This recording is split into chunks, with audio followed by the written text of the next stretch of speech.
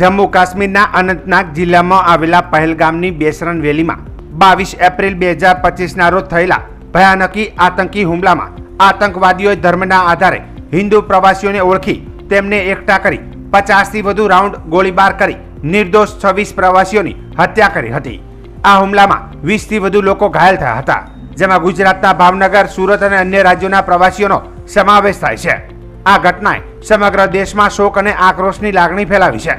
આ હુમલાના વિરોધમાં બનાસકાંઠા જિલ્લામાં વિશ્વ હિન્દુ પરિષદ, બજરંગ દળ અને અન્ય હિન્દુ સંગઠનોએ 23 અને 24 એપ્રિલ 2025ના રોજ જિલ્લાના મુખ્ય શહેરો પાલનપુર, ડીસા, ભીલડી, ધાનેરા, થરાદ અને દિયોદરમાં ઉગ્ર વિરોધ પ્રદર્શનો કર્યા હતા। આ પ્રદર્શનો દરમિયાન આતંકવાદીઓના પૂતળા દહન કરવામાં આવ્યા હતા અને ભારત માતા કી જય, આતંકવાદ મુર્દાબાદ જેવા સૂત્રોચ્ચાર સાથે રેલીઓ નીકાળવામાં આવી હતી।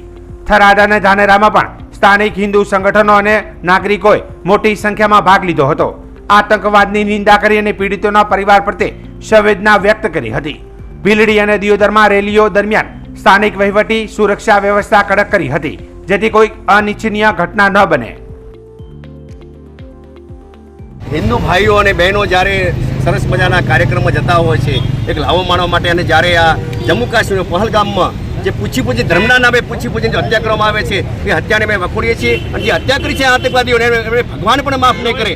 એવા આતંકવાદીઓને જલ્દીમાં જલ્દી સરકાર પકડી અને સીધી ફાંસી આપે, એના અનુસંધાને દેવદર નગર, દેવદરની ધરા, વિશ્વ હિન્દુ પરિષદ, બજરંગ દળ, લાયન્સ ક્લબ, ભારત વિકાસ પરિષદ, તમામ સંસ્થાઓ આજે પુત્રદાન આતંકવાદીઓ રાખ્યું છે। એક શોકની લાગણી તરીકે અમારા જે ભાઈઓ અને બહેનો જે મૂર્ત પામ્યા છે એમની સાચી શ્રદ્ધાંજલિ આપીએ અને આતંકવાદીઓને કડકમાં કડક સજા થાય એવું ઈચ્છીએ છીએ। જય જય શ્રી રામ। પહેલાં તો હું આપણા ગૃહમંત્રી, આપણા રક્ષામંત્રી અને આપણા માનનીય શ્રી વડાપ્રધાન નરેન્દ્ર મોદી સાહેબે જે હુમલા પછી જે નિર્ણયો કર્યા છે એને હું ખૂબ આવકારું છું અને ખરેખર નિર્ણય કરવાની જરૂર પણ હતી।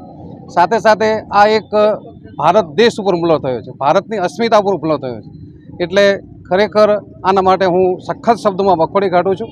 અને જે કંઈ ઘટના બની છે એ ખૂબ દુઃખદ બની છે અને એને અમે સમગ્ર ભારત દેશના વાસીઓ જે કંઈ અમારા જે વડાપ્રધાન સાહેબ, મુખ્યમંત્રી સાહેબ, પછી રક્ષામંત્રી, ગૃહમંત્રી જે કંઈ નિર્ણય લેશે અને જે કંઈ કરશે એની અમે સાથે રહીશું। અને ખરેખર અને આજે અમે દિયોદરના તમામ હિન્દુ સંગઠનો આતંકવાદી હુમલાઓમાં હિન્દુઓનો ખરેખર નરસંહાર કર્યો છે, શું કહેશો? કાશ્મીરના પહલગામની અંદર જે ધર્મના આધારે જાતિ અને ધર્મ પૂછી અને ઇસ્લામિક આતંકવાદીઓ દ્વારા જે હત્યા કરવામાં આવી છે અને અમે સખ્ત શબ્દોમાં વખોડીએ છીએ। વિશ્વ હિન્દુ પરિષદ, બજરંગ દળ, ભારત વિકાસ પરિષદ, લાયન્સ ક્લબ, દિયોદરના તમામ સંગઠનો ઉગ્ર રોષ વ્યક્ત કરે છે અને એના આતંકવાદીઓના પૂતળા દહનનો કાર્યક્રમ રાખેલો હતો અને સરકારને પણ કહેવા માંગીએ છીએ કે આવા આતંકવાદીઓને તાત્કાલિક ધોરણથી પકડી અને એમને સીધી ફાંસીની સજા આપવામાં આવે અને જે પણ મૃત્યુ પામ્યા છે એ લોકોને, એમના પરિવારને એવી સહાય આપવામાં આવે અને ભવિષ્યમાં આવી ઘટના ન બને તેની તકેદારી રાખવામાં આવે। તેથી વિશ્વ હિન્દુ પરિષદ, બજરંગ દળ, જે દિયોદરના સંગઠનો છે તેને ઉગ્ર રોષ વ્યક્ત કરી અને ભારત માતા કી જય, જય શ્રી રામ અને એવા નારા લગાવી અને અમને પુતળા દહનનો કાર્યક્રમ કરવામાં આવેલો હતો।